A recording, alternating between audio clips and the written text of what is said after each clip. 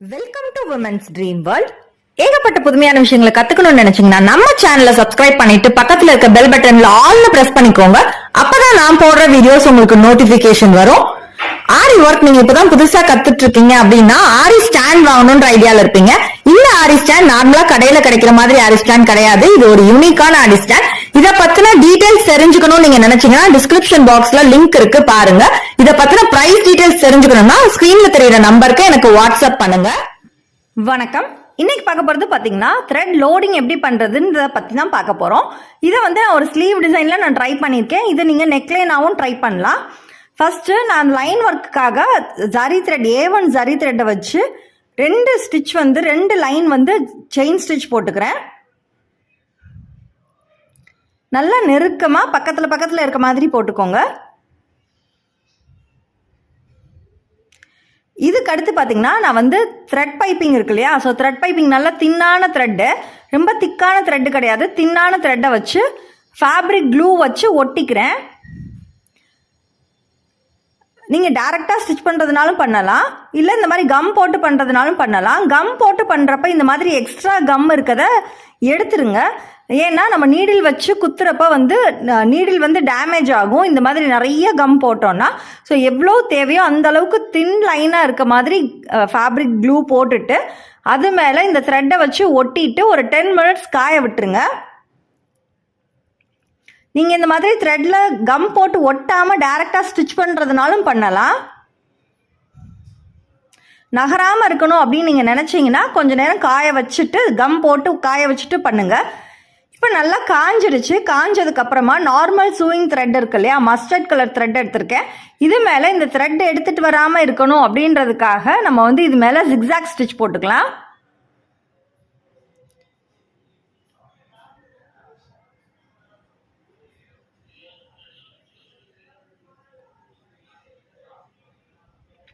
இந்த சாரீ பார்த்தீங்கன்னா எனக்கு வந்து மெரூன் கலர் சாரீ, அதில் ஷேட் வந்து க்ரீன் கலரில் ஷேட் இருக்கும். ப்ளவுஸ் பார்டர் வந்து மஸ்டர்ட் கலரில் இருக்க மாதிரி இருக்கும். ஸோ நான் இதில் ஒர்க் கொடுக்கறது வந்து 2 கலரும் மிக்ஸ் ஆகிருக்க மாதிரி தான் இப்போ வந்து நான் த்ரெட் லோட் பண்ண போகிறேன். இப்போ நான் க்ரீன் கலர் சில்க் த்ரெட் எடுத்து டபுளாக்கி ஃபோல்ட் பண்ணி நாட் போட்டுட்டு ஸ்லாண்டிங்காக போட ஆரம்பிக்க போகிறேன். ஸோ இந்த லோட் போடுறதுக்கு முன்னாடி கார்னரில் இருக்க த்ரெட்டை மறைக்கிறதுக்கு சின்னதாக இருக்க மாதிரி ஸ்லாண்டிங்காக த்ரெட்டில் வந்து நம்ம 2 சைடு வரப்போ மட்டும் ஷார்ட் செயின் போடணும். ஸோ அந்த மாதிரி ஸ்ட்ரைட்டாக போட்டுட்டே வந்து அதுக்கப்புறம் சாய்வாக கொடுக்குற மாதிரி கொடுக்கணும். அப்போ தான் அந்த ஒயிட் கலர் கீழே கொடுத்துருக்க த்ரெட்டும் மறைஞ்சு வரும். மேலே போகிறப்ப மேல் பக்கமாக ஷார்ட் செயின் போடணும். கீழே வரப்ப பின் பக்கமாக ஒரு நூலில் பின் பக்கமாக ஷார்ட் செயின் போடணும். அப்போ தான் லோட் வந்து ஈவனாக அடைப்பு தையல் மாதிரி அடைச்சிக்கிட்டே வரும். இப்போ நான் க்ளோஸராக காமிக்கிறேன் பாருங்கள். இப்போ கீழ் பக்கம் பேக்கில் போடுறேன், மேலே ஃப்ரண்ட்டில் மேலே போகும்.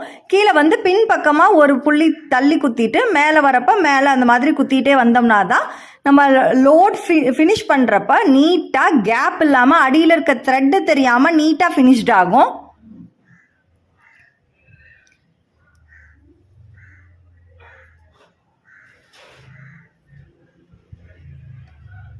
இந்த அளவு இப்போ வந்து நம்ம போடுற க்ரீன் கலர் வந்து எந்த அளவு மெஷர்மெண்ட் வேணுன்றத நம்ம வந்து மெஷர் பண்ணிக்கலாம். நான் வந்து ஒரு 1 inches இருக்க மாதிரி நான் வந்து க்ரீன் கலர் த்ரெட் போடுறேன். முதலையே மார்க் பண்ணிட்டு அந்த அளவுக்குள்ள க்ரீன் கலர் போட்டுக்கலாம்.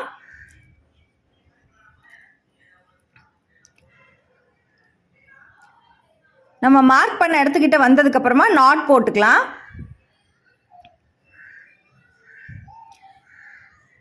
இப்போ அடுத்து கலர்ஸ் போடுறதுக்காக நான் வந்து மார்க் பண்ணிக்கிறேன். 1 inch இருக்க மாதிரி நான் வந்து மார்க் பண்ணிக்கிறேன். அடுத்து மெரூன் கலர் த்ரெட் எடுத்து டபுளாக ஃபோல்ட் பண்ணியிருக்கேன். இப்போ இது வந்து நம்ம வந்து டபுள் கலர் லோட் பண்ணுறோம். நம்ம எந்த இடத்துல க்ரீன் ஃபினிஷ் பண்ணோமோ அதுக்கு ஒரு 2 ஸ்டிச்சஸ்க்கு மேலே கூட ஓவர்லாப் ஆனாலும் பரவாயில்ல. நீங்கள் அந்த க்ரீனை விட்டுட்டு கொஞ்சம் தள்ளி போட்டிங்க மெரூன் கலரை அப்படின்னா கேப் விழுக ஆரம்பிச்சிடும், அடியில் இருக்க த்ரெட்டு தெரிய ஆரம்பிச்சிடும். அப்படி தெரியாமல் 2 கலர் ஒரு 2 ஸ்டிச்சஸ் வந்து ஏற்கனவே இருக்க க்ரீன் கலர் மேலே ஓவர்லாப் ஆனாலும் பரவாயில்ல, போடுறப்ப ஈவனாக போடணும். ஸோ சேம் டைரக்ஷன்லேயே நம்ம எப்படி க்ரீன் போட்டோமோ அதே டைரக்ஷன்லேயே ஸ்லாண்டிங்காக மேலே போகிறப்ப மேலேயும் கீழே வரப்போ ஒரு இதுக்கு பின்னாடியும் ஷார்ட் செயின் போட்டுட்டே லோட் பண்ணுறோம்.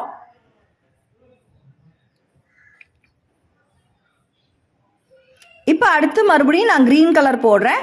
நம்ம டபுள் கலர் போடுறதுனால க்ரீன் மெரூன் ஆல்டர்னேட்டிவாக இருக்க மாதிரி போடுறேன்.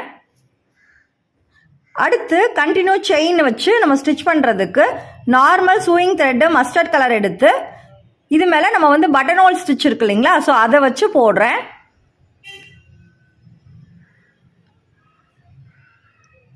நல்லா ஏற்கனவே போட்டிருக்க அந்த த்ரெட் லோட் பக்கத்துலேயே கேப் இல்லாமல் இருக்க மாதிரி வச்சு போடணும், இல்லைன்னா அந்த இடத்துக்கிட்ட ஒரு கேப் விழுந்த மாதிரி ஆகும். அடுத்து ஒரு லைனுக்கு வந்து சுகர் பீட் கொடுக்குறேன். சுகர் பீட் வந்து ரெண்டு பீடாக போடுங்க ஸ்ட்ரைட் லைனில், ரொம்ப அதிகமாக போடாதீங்க, தூக்கிட்டு வரும், உங்களோட ஒர்க் வந்து ஃபினிஷிங்காக இல்லாத மாதிரி இருக்கும். அதே மாதிரி இந்த த்ரெட் லோடை வந்து நீங்கள் வந்து என்ன ஷேப்பில் வேணாலும் இந்த பைப்பிங் த்ரெட்டை வளைச்சி வச்சு இந்த ஷேப் கொடுக்கலாம். நீங்கள் வந்து ரவுண்ட் ஷேப் கொடுக்கலாம், இல்லைனா திலகம் ஷேப் கொடுக்கலாம்.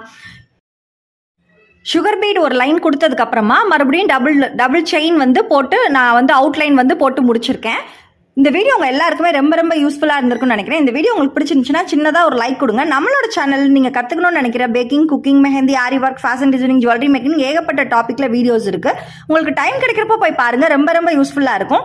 உங்கள் கனவுகள் நனவாகட்டும். மேலும் பல சுவாரஸ்யமான புதுமையான வீடியோக்களுடன் உங்களை சந்திக்கின்றேன். என்னோட வீடியோ பார்த்ததுக்கு ரொம்ப நன்றி.